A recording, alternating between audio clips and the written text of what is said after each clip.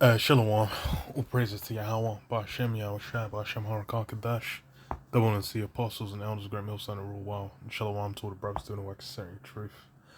Um, just kind of wanted to go into, you know, these heathens and their kingdoms, and essentially how, all this, we're in the midst of now, which is, it's like the tail end of the last of the reign of the heathen, is, it's been set up. And it's been set up for a purpose, because really, you know, an education for Israel, primarily for the elect. And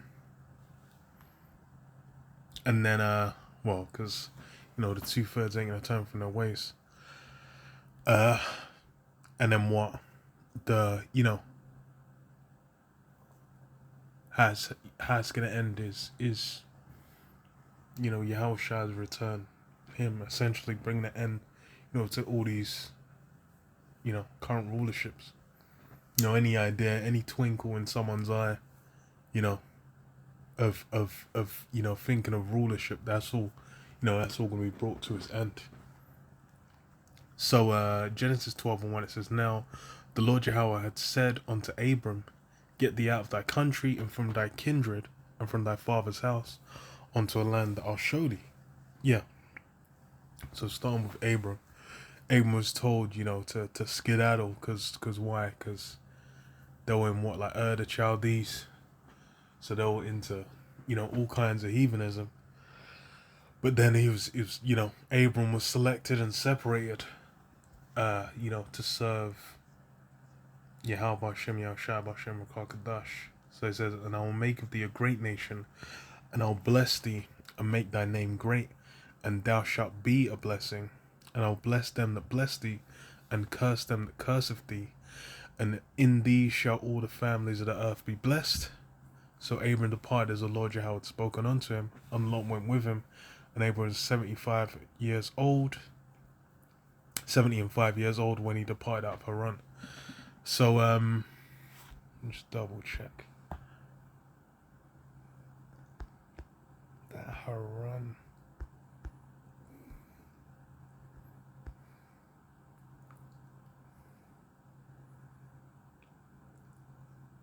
Oh, it's where he'd already left the Chaldees. Okay. So yeah, so it was even after he'd already left, when he fully departed and then went off to Canaan, which is then promised. Because what was it? So skip down a few verses.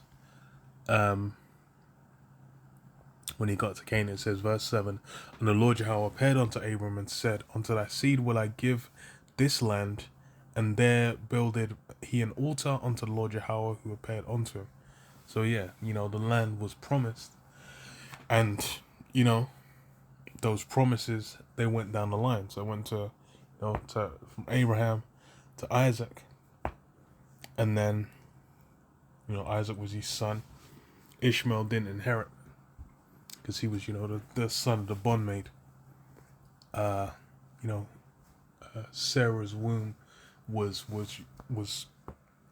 given the capabilities to carry. And then you had Isaac. It says as what, and these are the generations of Isaac, Abraham's son. Abraham begat Isaac, and Isaac was 40 years old when he took Rebekah to wife, the daughter of Bethuel the Syrian of Padan Aram, the sister to Laban the Syrian. And Isaac entreated the Lord Yahweh for his wife, because she was barren, and the Lord Yahweh was entreated of him, and Rebekah his wife conceived. And the children struggled together within her, and she said, "If it be so, why am I thus?" And she went to inquire of the Lord Yahweh. So she went to a prophet, and the Lord Yahweh said unto her, "Two nations are in thy womb, and two manner of people shall be separated from thy bowels." Yeah. So essentially the reason she was, feeling in birth, but she was just feeling pain in her womb, because why? Because, Jacob and Esau were in there. It was two separate nations. So two different spirits. So they were contentious. And that's something that's continued. You deal with Jake, the so-called Negroes, Hispanics, Native American Indians, and you deal with the so-called white man. That contention exists to this day. That's still an issue that greatly exists. All these different 12 tribes among Israel, they have a bone to pick with Esau for good reason. So that says, and the Lord Yahweh said unto her, 2 nations are in thy womb, and 2 manner of people shall be separated from thy bowels, and the one people shall be stronger than the other people, and the elder shall serve the younger. So yeah, the elder was going to serve the younger, and essentially what? It said well, yeah, that's the key thing. The elder will serve the younger. Because why? One was going to be put in a superior position, and it was what? The younger. And then, go to verse 25. The first came out red, because Esau, the so-called white man, his progenitor, came out first. So Esau was, was the weaker, obviously, because this guy is dealing with, on the most basic of levels. He's got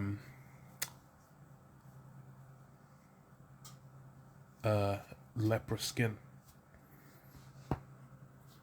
So, the sun does a number on him.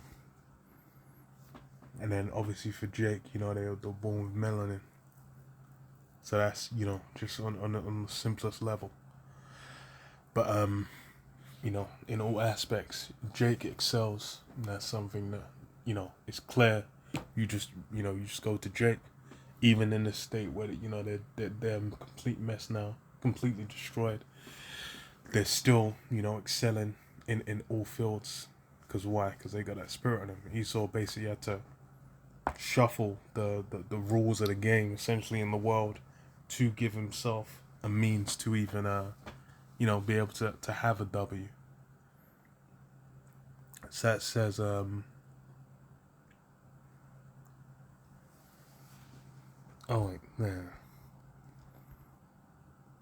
we go to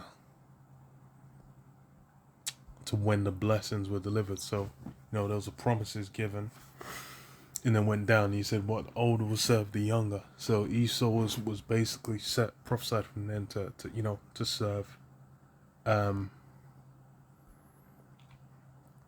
then you had Isaac, and he's up in his old age. He was basically gonna pass the blessing, or he was gonna give it to Esau.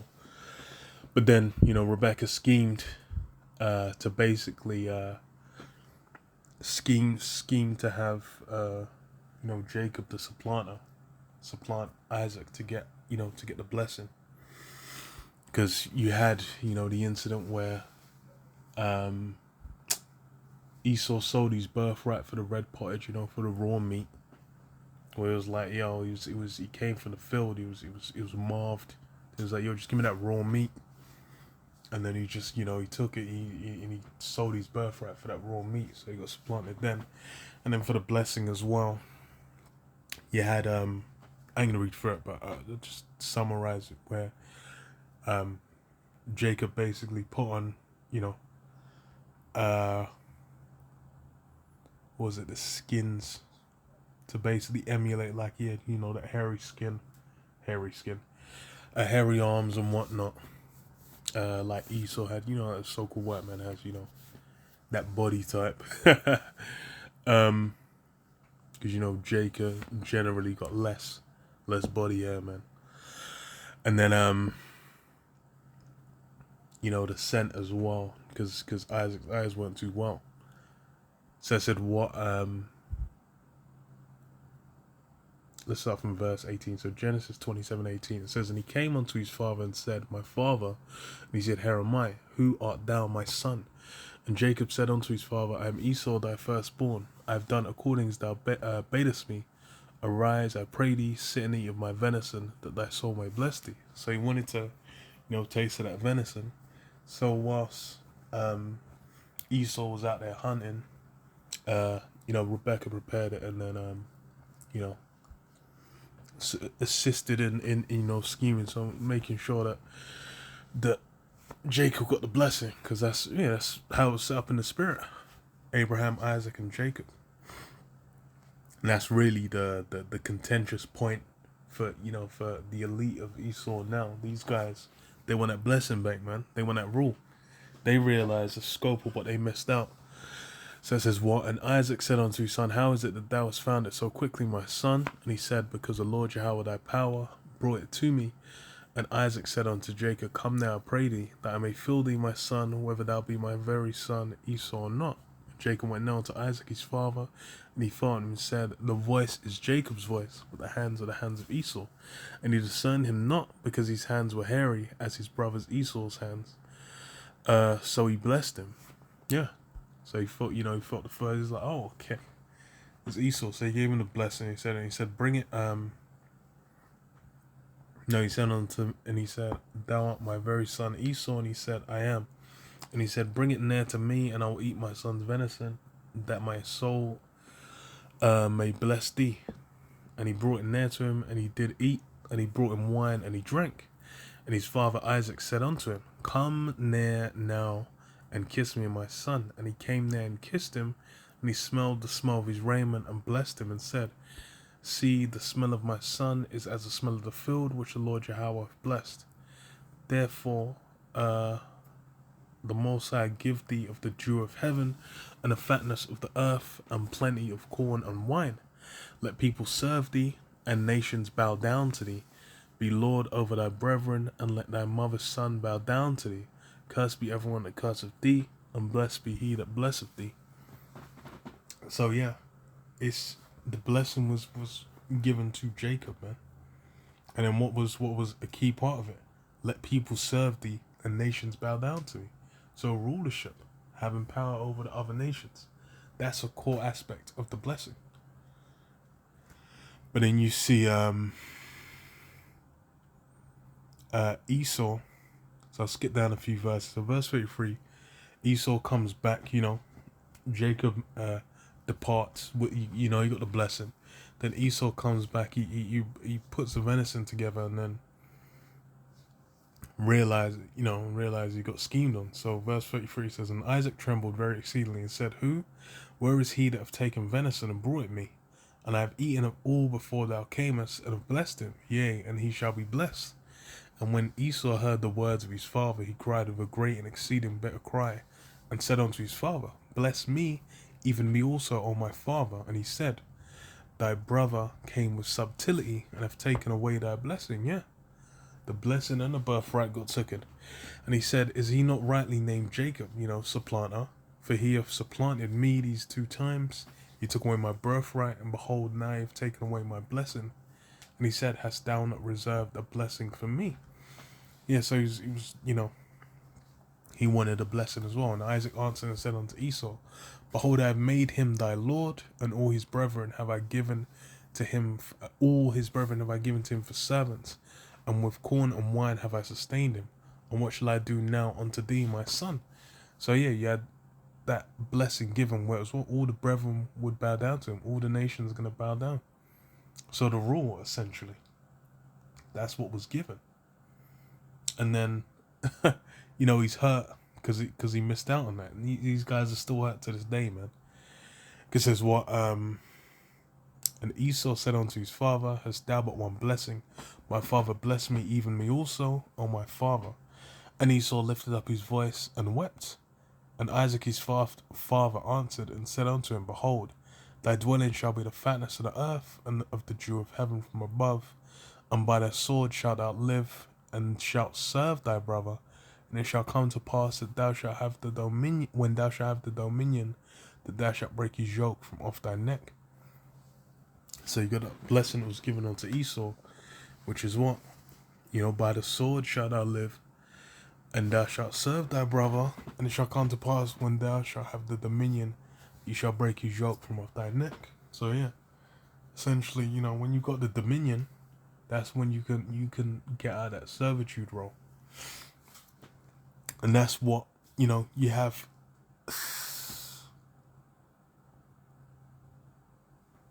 take place, man. Because now we're in the midst of that. Esau's got the dominion present. Just he had the, he had the dominion when it was as the Grecians and as the Romans. Then what? Allowed them to put Jake in subjection. But then there was there was another angle to that as well, because with the deal that was made between Israel and Yahweh Hashem Yahshua Hashem Kadash was what the laws were given a covenant, and then part of it was, well, essentially it's Deuteronomy 28:1. It says, "And it shall come to pass, if thou shalt hearken diligently unto the voice of the Lord Yahweh thy power, to observe and to do all his commandments which I command thee this day, that the Lord Yahweh thy power will set thee on high above all nations on earth." So yeah, as part of receiving, the fullness of that blessing is what? Is following the laws. We follow the laws, we follow the commandments, we keep them, then we get exalted.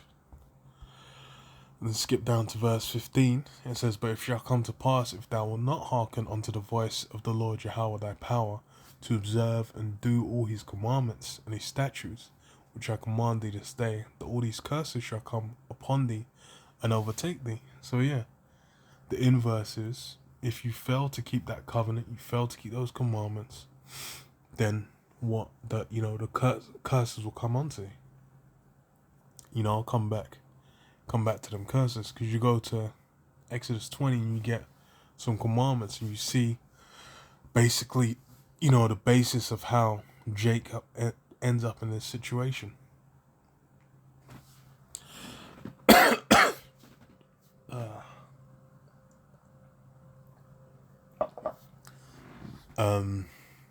Because what does it say? Exodus 20:1. "And the power spake all these words, saying, I am the Lord Yahweh thy power, which have brought thee out of the land of Egypt, out of the house of bondage. Thou shalt have no other powers before me. Thou shalt not make any graven image, or any likeness of anything that is heaven above, or that is in the earth beneath, or that is in the water under the earth. Thou shalt not bow down thyself to them, nor serve them. For I am the Lord Yahweh thy power. For I, the Lord Yahweh thy power, am a jealous power, visiting the iniquity of the fathers upon the children, unto the third and fourth generation of them that hate thee." So yeah, the setup was what, as far as we're meant to have one power, and then if Yahweh Hashem Yahshua said what? He said jealous power. So then what? You go serve other gods, then that's gonna come back and catch you. And then there's further laws it goes into. It's the 10 commandments. So you go back into Deuteronomy 28 and you get down to verse 64. And then what was it? Start from 64. So it says, "And the Lord Yahweh shall scatter thee among all people from one end of the earth even unto the other.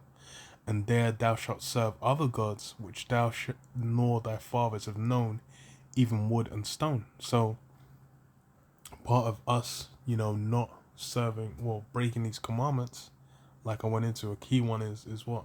Having other gods. It says, "And the Lord Yahweh shall scatter thee among all people from the one end of the..." No, read that.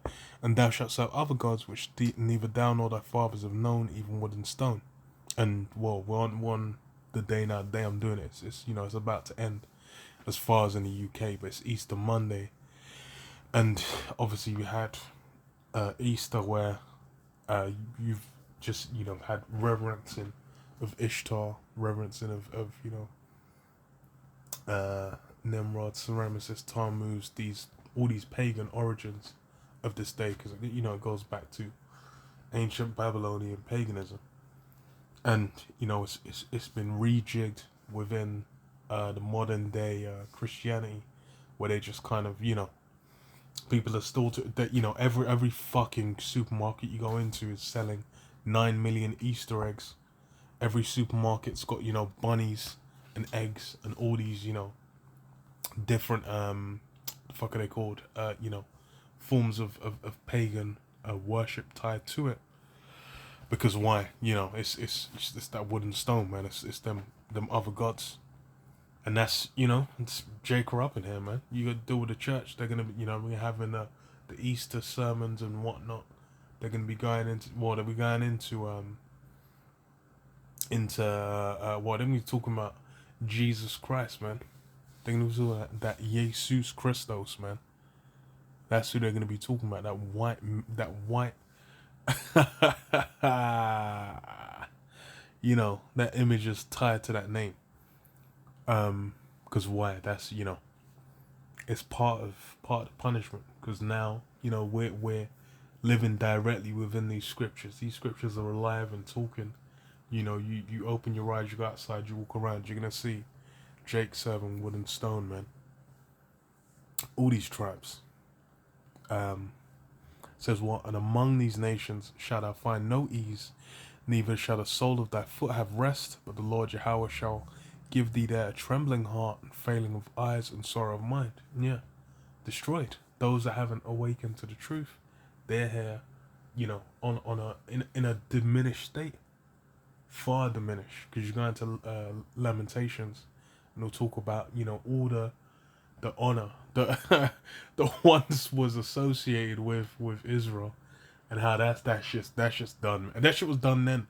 Now imagine now after hardcore bondage, which it goes into verse 68, going into Egypt again with ships.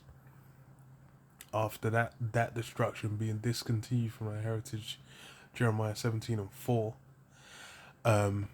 they're even more destroyed state. So it says, and thy life shall hang in doubt before thee. Yeah, you had the fucking that gang encounter, which was what, last week?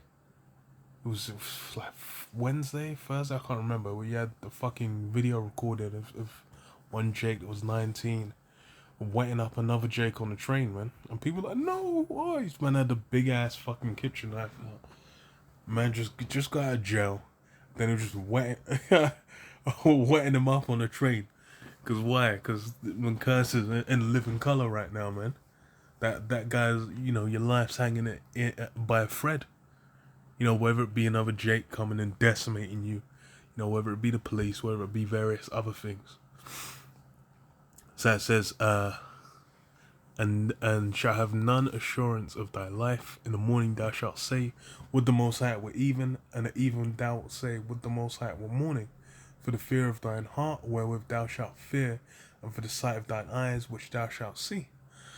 And the Lord Yahweh shall bring thee into Egypt again with ships, by the way whereof I spake unto thee. Thou shalt see it no more again. So yeah, it's not talking about, Egypt, where it's like, when Israel left Egypt originally, they didn't hop on no boats to get to Israel, to get to Canaan, which became Israel, because you can walk there. So this, this ain't talking about Egypt, it's talking about the new Egypt. You go to Revelation 11 and 8, spiritual Sodom and Egypt, which is talking about America. By the way whereof I spake unto thee, thou shalt see it no more again, and there ye shall be sold unto your enemies for bondmen and bondwomen, and no man shall buy you. Which obviously, if you're being sold, how then can you have no man buy you? But it's no man's gonna save you. We ain't gonna be redeemed out of that situation. Wait, you're gonna be saved, we're gonna be fucked. Which, Jacob been for the longest. You go into Revelation 11:8, was it, the heathen, they made merry. They gave gifts, they celebrated when Jake was taken down. So then, that was a deal that was made. And then you got what, Hosea 4, start from 1, it says, what, hear the word of the Lord Yahweh, ye children of Israel. For the Lord Yahweh hath a controversy with the inhabitants of the land, because there's no truth, nor mercy, nor knowledge of the Most High in the land. And yeah, this is why Jake was put in that position. There was, countless examples of Jake going completely off. I was gonna read the whole thing, but I'll let me skip down. It says, verse 6. My people are destroyed for lack of knowledge, because thou hast rejected knowledge. I will also reject thee, and thou shalt be no priest to me, seeing thou hast forgotten the law of thy power. I will also forget thy children. So yeah, forgetting that law, because that law was essentially in the first covenant. That was the power. Follow that law, then we get all the rewards. And that again was why there was a need for the second covenant, the New Testament. Because why? Because of the falling short of Israel. That we basically got disconnected from our power and needed that bridge, which is what Yahweh Shai was. So I go to this, Judges 3:1. Now these are the nations which the Lord Yahweh left to prove Israel by them. So this is after Israel got, established in the land. It was after Joshua died. They'd conquered, but there was a residue of Canaanites, heathens basically left there in the land. And it's like these were essentially used as a test for Israel. So it says, now these are the nations which the Lord Yahweh left to prove Israel by them, even as many as of Israel as had not known all the wars of Canaan. And not knowing the wars of Canaan, because it was essentially, set up so there'll be further conflict, so the next generation could, know war. Because Exodus 3:15, the Lord is a man of war. Lord Yahweh is his name. Lord's a man of war. Only that the generations of the children of Israel might know to teach them war, at least such as before knew nothing thereof, namely 5 lords of the Philistines, and all the Canaanites, and the Sidonians, and Hivites that dwelt in Mount Lebanon, from Mount Baal Hermon unto the entering in of Hamath. And they were to prove Israel by them, to know whether they would hearken unto the commandments of the Lord Yahweh, which he commanded their fathers by the hands of Moses. And the children of Israel dwelt among the Canaanites, Hittites, and Amorites, and Perizzites, and Hivites, and Jebusites. So, essentially were given commandment to, I'll just read it. And they took, so they dwelt among these heathens, and they took their daughters to their wives, and gave their daughters to their sons, and served their gods. So they went, I read it earlier, the Most High is a jealous power. And then what? They went and served their heathen gods, man. They were worshipping them idols. And the children of Israel did evil in the sight of the Lord Yahweh, and forgot the Lord Yahweh their power, and served Baalim and the groves. Therefore the anger of the Lord Yahweh was hot against Israel, and he sold them in the hand of Chush Han-Rish-Hathaim, king of Mesopotamia. And the children of Israel served Chush Han-Rish-Hathaim 8 years. And then so that was the residue of the heathen was left there as a test, essentially. And then, Israel failed that test spectacularly. And then you have Othniel get raised up, Caleb's younger brother. And then, he judged him 40 years. And then verse 12, it says what? And the children of Israel did evil again in the sight of the Lord Yahweh. And the Lord Yahweh strengthened Eglon, the king of Moab, against Israel, because they had done evil in the sight of the Lord Yahweh. And he gathered unto him the children of Ammon and Amalek, and went and smote Israel.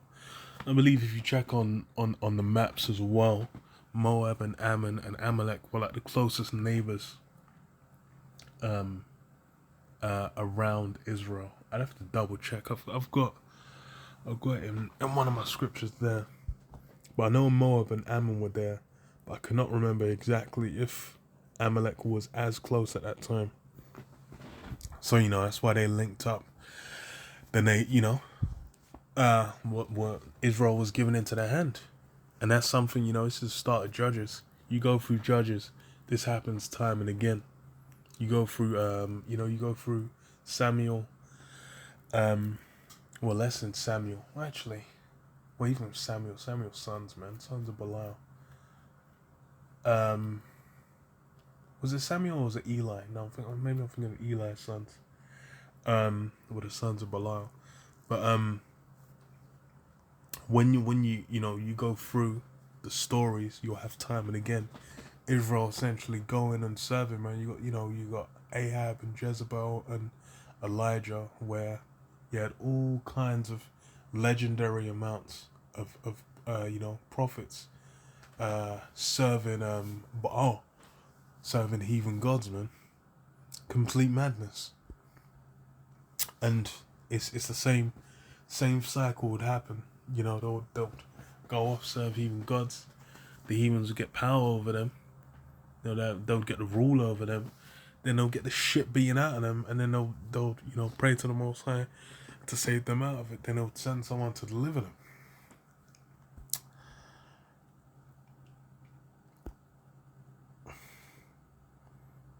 And then you had, the rulerships set up.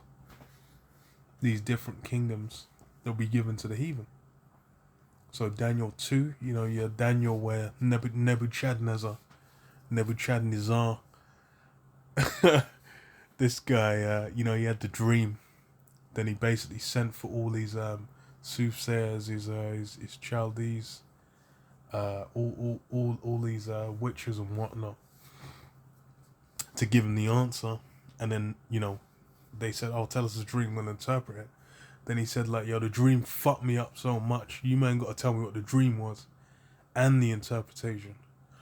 And then, they weren't gonna do it. And I believe he was gonna put them all to death.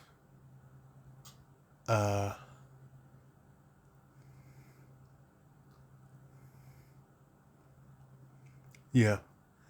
So for this cause,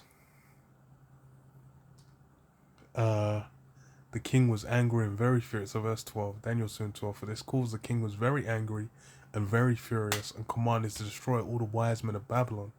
And the decree went forth that the wise men would be slain, and they sought Daniel and his fellows to be slain. So yeah, Daniel was counted among those wise men, so he's going to be slain. So then, he was given the vision of what, the dream that was shown to him and the interpretation. So here you have the interpretation, where it's basically, it's talking about the statue where you have the head of gold, the chest and arms of silver, the stomach of bronze, I think, legs of iron, feet of iron, and miry clay. Can actually just scroll up and check. So yeah, image, head of gold, breast and arms of silver, his belly and his thighs of brass, his legs of iron, his feet of iron, and part clay. Yeah. So verse 36, Daniel 2:36. This is the dream, and we will tell the interpretation thereof before the king. Thou, O king, art a king of kings, for the power of heaven have given thee a kingdom, power, and strength, and glory. So yeah. So he was given a kingdom. He was peace the kingdom. And just as those that come after were peace kingdoms as well. And you see on the blue letter they got a breakdown, so they know Babylon for the first kingdom, Medio Persia, Greece, and Rome. So these guys know, what was being prophesied of them. So I said what? And wheresoever the children of men dwell, the beasts of the field and the fowls of heaven hath he given into thine hand, and have made thee ruler over them all. Thou art this head of gold. So yeah, Babylon was that head of gold. And then Medio Persia and Greece says what? And after thee shall arise another kingdom inferior to thee, and another third kingdom of brass, which shall bear rule over all the earth. So, going down the statue, you had the breast and arms of silver, stomach and thighs of bronze, brass. So it's like Medio Persia was the silver, and then Greece was the brass. And then the fourth kingdom shall be strong as iron. So it's talking about Rome, the fourth kingdom. For so much as iron breaketh in pieces and subdueth all things, and as iron that breaketh all these things shall it break in pieces. So, the iron, that strong military might. And whereas thou sawest feet and toes, part of potter's clay and part of iron, the kingdom shall be divided, and there shall be in it the strength of the iron, for so much as thou saw the iron mixed with miry clay. So that's a rebirth of the Roman Empire, which came, in the Renaissance, when you had Esau come out of the caves and build himself back up. And then, an extension of that is America was set up as well. It said, "Well, as the toes of the feet were part of iron and part of clay, so the kingdom shall be partly strong and partly broken."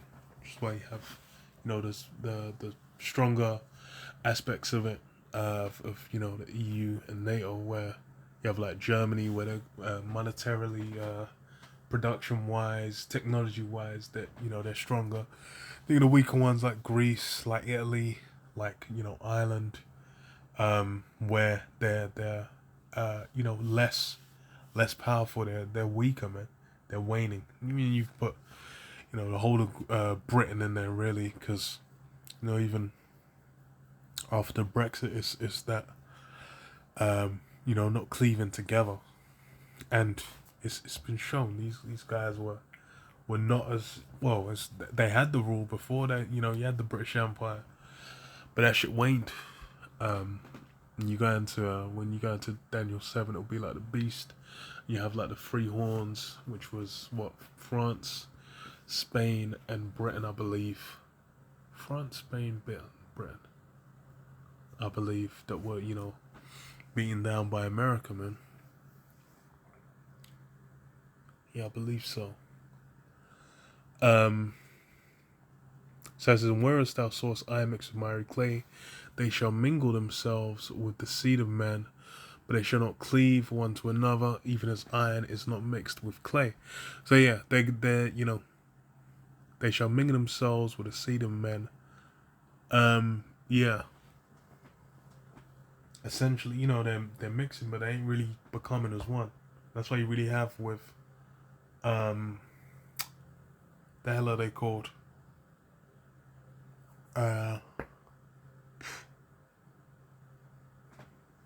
Like a Frenchman, a Francese and an Italiano ain't gonna see themselves as one. They're still gonna have that separation, even though they're just they're both Edomites. Well, if it's Edom, you got Jacob among them and whatnot. But it says, "And in those days, and in the days of these kings, shall the power of heaven set up a kingdom which shall never be destroyed, and the kingdom shall not be left to other people. It shall break in pieces and consume all these kingdoms, and it shall stand forever." So yeah, at the latter end of these different rulerships, which with the tail end of these rulerships, which is what Esau's rulership. We're now seeing it circle the drain, and that's what every cycle, every revolution of it swirling around that the drain is bringing us closer to Yahushua's kingdom. And as it said, it'll break in pieces the others, and it said what, it will not be left to other people. So ain't gonna be the heathen again in rule. It's gonna be the people of Yahweh Hashem Yahshua Hashem Kakadash ruling. It says, "For so much as thou sawest the stone was cut out of the mountain of our hands, and it brake in pieces, the iron, the brass, the clay, the silver, and the gold. The great power hath made known to the king what shall come to pass hereafter, and the dream is certain, and the interpretation thereof sure." So yeah, the dream is certain, the interpretation thereof sure, because he was, it was tormented. But no, it's it's plain, man. Because what it say, all those other kingdoms, they were gonna be pounded by that rock, that hole, and it became a mountain, man.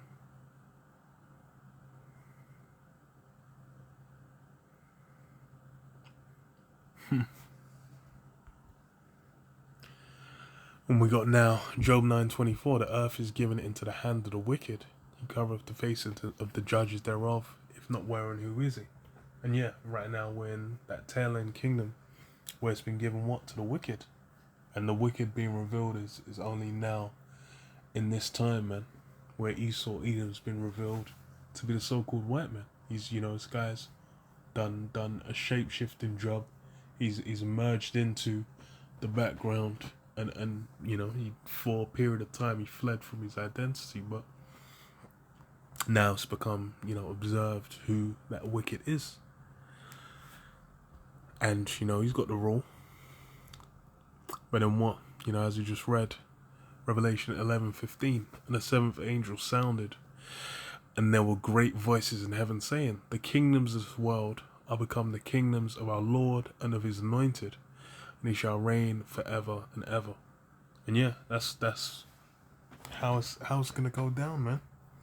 All these kingdoms, all these rulerships in the seventh trump, man.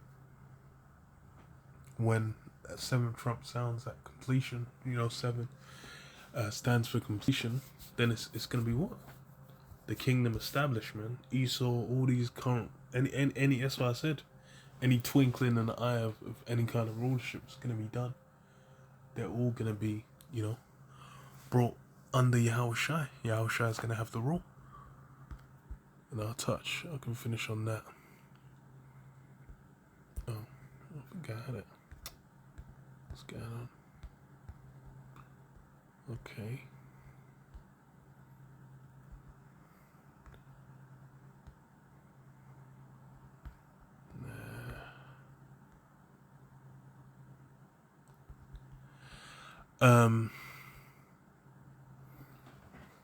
Second Esdras 2 and 43, it says, and in the midst of them there was a young man of high stature, taller than all the rest, and upon everyone their hands he set crowns. Oh wait. More exalted.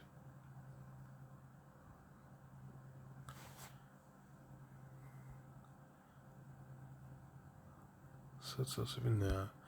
I actually had the wrong one in mind. Wait.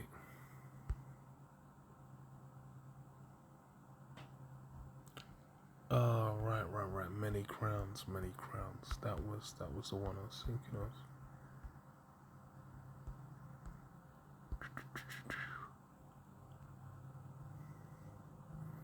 Yeah, Revelation 19 and 12.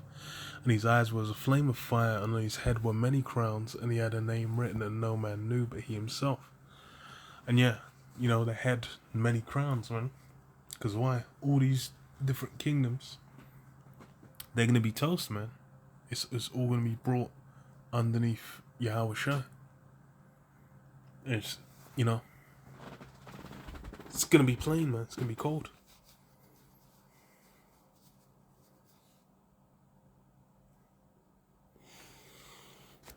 But yeah, I'll leave it there.